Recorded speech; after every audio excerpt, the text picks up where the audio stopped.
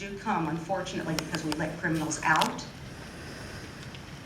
and walking the streets where they should still be incarcerated. In this case, it was young children, and they had been arrested before Columbine happened, but they weren't kept, even though of this mounting evidence. I'm a single woman, as I said. I have 6 children, grown, 9 grandchildren. I enjoy my time alone. I enjoy hiking alone. I am a gun owner. I'm on unlimited income. I can't afford. I would take that thing if I could. I can't afford it. And I think it's sad that the idea that I can't afford to protect myself, a simple right, is taken away from me. So I am totally behind this law.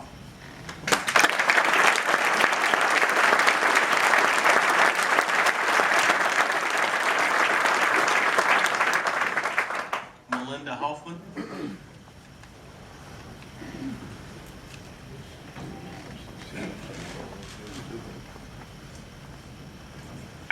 Good evening.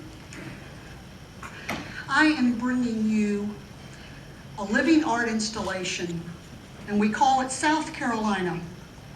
From the shining sun over the mountains to the coast we know and love. Tourists from all over the world come here. Economic development, BMW, Boeing, Amazon, all looking for a state, for a wonderful place to call home. This is beautiful South Carolina.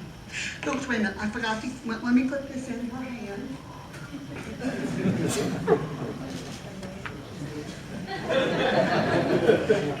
Does that make sense? Yes.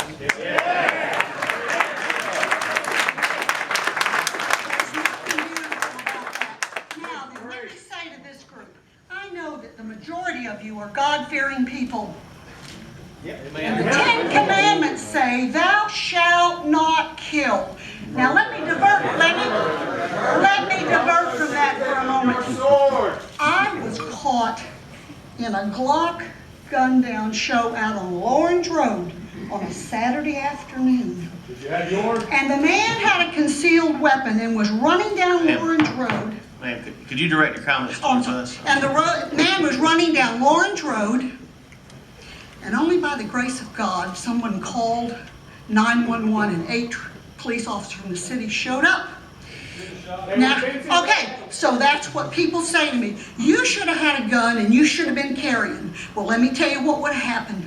The man that had the Glock on the kid's head saying, I will kill you, was the shop owner who had come 5 or 6 blocks down Lawrence Road with his concealed permit.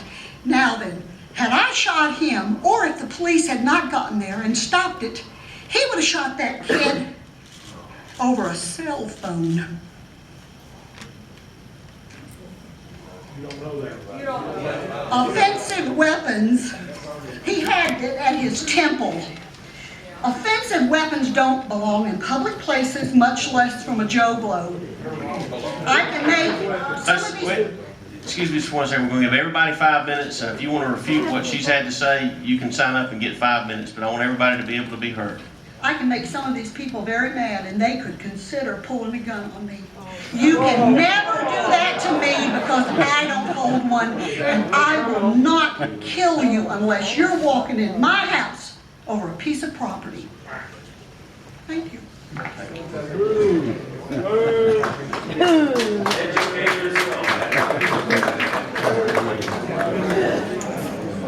Brandon Overly.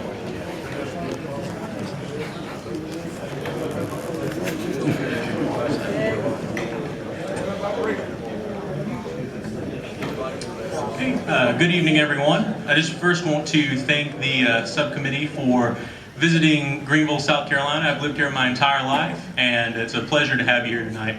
I represent the Palmetto Liberty Association. We represent various businesses and organizations across the state of South Carolina, bringing their concerns, their issues to you so you can know what your constituency believes, what they want to see happen. And tonight I come here to speak in favor of S-115, the Bill for Constitutional Carry. I would like to offer...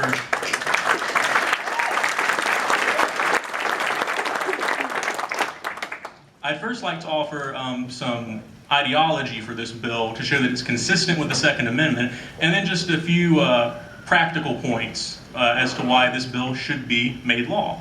Okay, first, let's break down the Second Amendment. Let's break it down piece by piece. The first part talks about a well-regulated militia being a necessity. This is not referring to a standing national army, as the Constitution specifically says in Article 2, Section 2, that militias are of the several states, and it specifically mentions the Army and Navy of the United States beforehand. It's never really been contested that militias are typically local bands of voluntary personnel organized to deal with local issues and situations requiring swift action. So it's saying these militias are a necessity to the security of a free state. It then goes on to say people, mind you, have the right to both keep and bear arms. The obviously clear and natural reading of the text is that individuals have a right to own guns so that militias can be formed. It says nothing about you having to be in a militia to have a gun. It says nothing about a specific group of people only being allowed to have guns. It's referring to the people, which of course means individuals. Finally, it says this right shall not be infringed.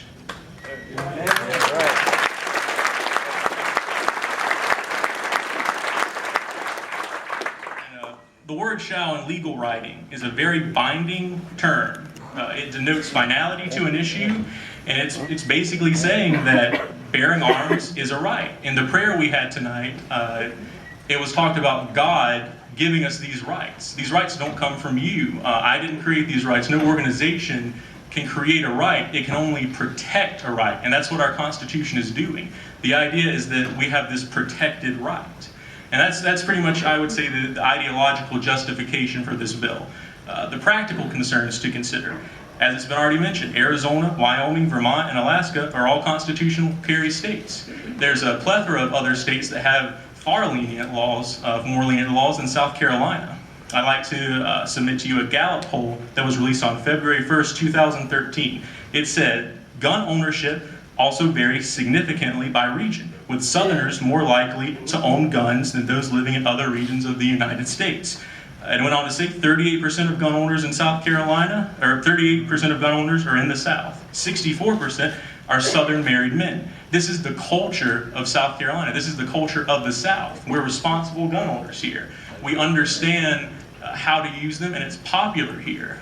People would gladly welcome a law like this, reaffirming their cultural tendencies.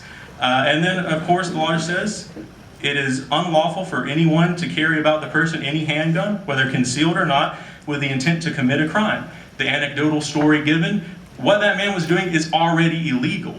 The fact of the matter is, he would have found a way to do that even if our Second Amendment right was taken away. He had a mission and he wanted to do it. He wanted to steal property, and the law wasn't going to stop him. And of course it says the intent to commit a crime shall not be inferred from the mere possession, carrying, or concealment of a loaded or unloaded handgun. I'd just like to say that for me personally, as a South Carolinian, I would love to see this law go into effect, and my constituents would also love to see this. I pray that you would do the right thing and support this.